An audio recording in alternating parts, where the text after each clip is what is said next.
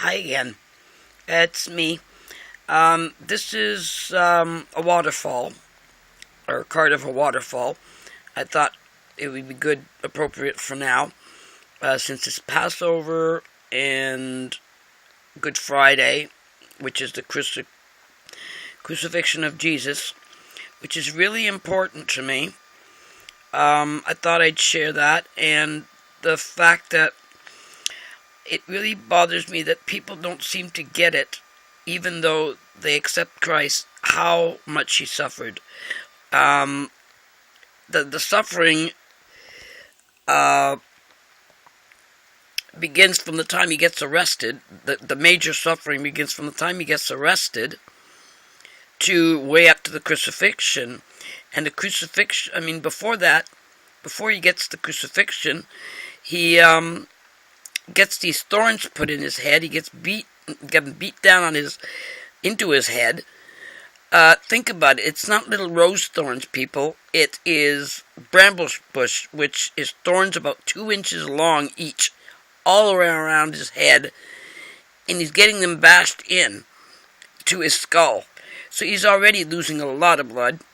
Then he gets whipped, which with broken glass, like it's a kind of 9 with broken glass, leathers pieces with broken glass and rocks and things that tear at the flesh. Think about it. All that suffering. And then he has to drag his cross part of the way. This really heavy beams. And then he gets crucified with nails, which was usually reserved for really bad criminals, which he didn't deserve. The 2 thieves beside him, I don't think were even nailed, from what I've read.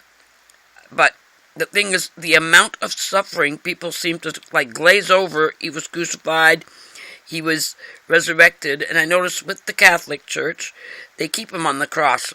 That's not so cool to me, because he's risen. But at the same time, even they don't seem to understand the amount of suffering he has done, he went through in human form as a sacrifice for a zillion, think about it, like a billion zillion people, because it was for the past, present, and future, for individual personal salvation upon acceptance of his sacrifice for a sinful nature.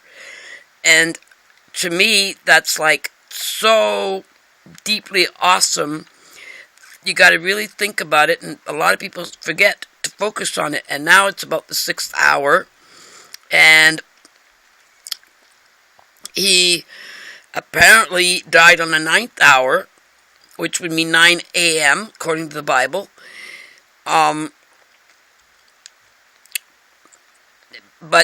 He lasted 3 hours from the time, 9 hours from the time he was actually crucified, and apparently that was considered a short time. So he died of his own will. He willed it, that it was all done, and he willed himself into his Father's hands.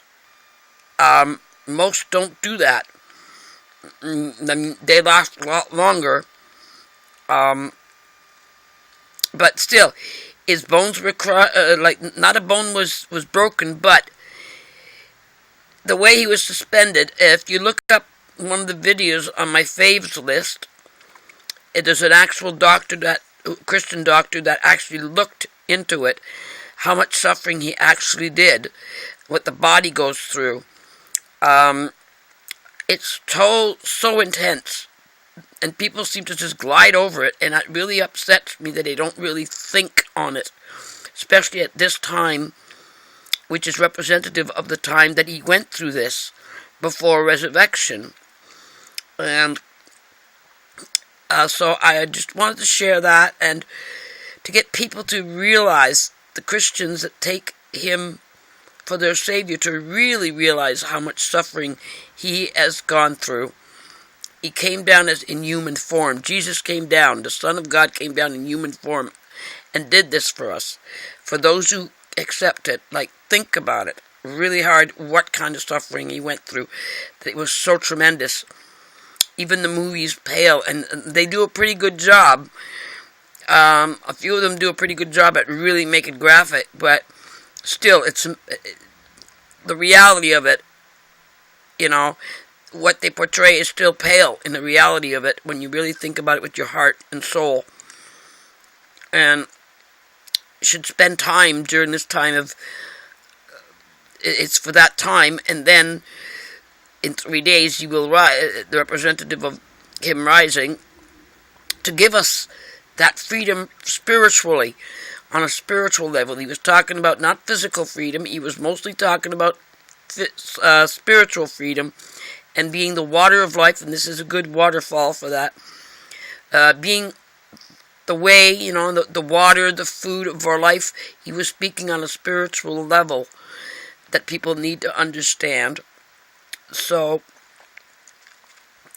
and to take into their hearts what he really spoke of, that they'll never thirst, because he is that waterfall, he is that water of life, to save you from your sinful nature, which means to save you from the slavery of Satan himself and his goons, that you're bound to by your nature because of the fall of man.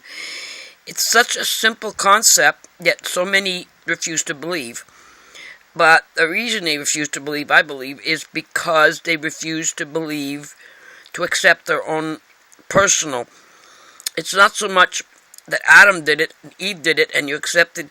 It's you still have your own sin to account for, your own personal way to account for.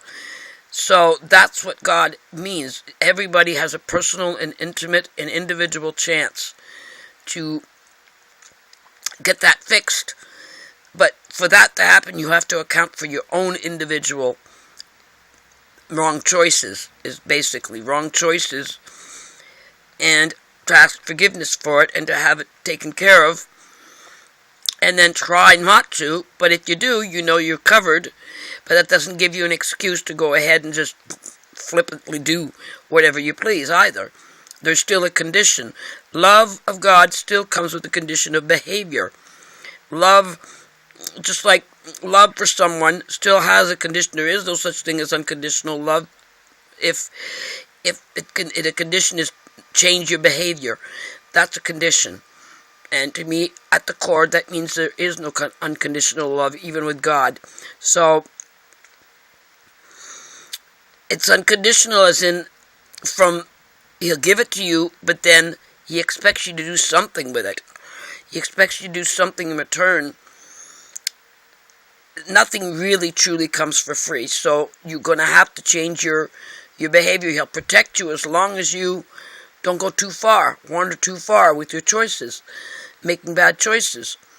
But he'll pull you back.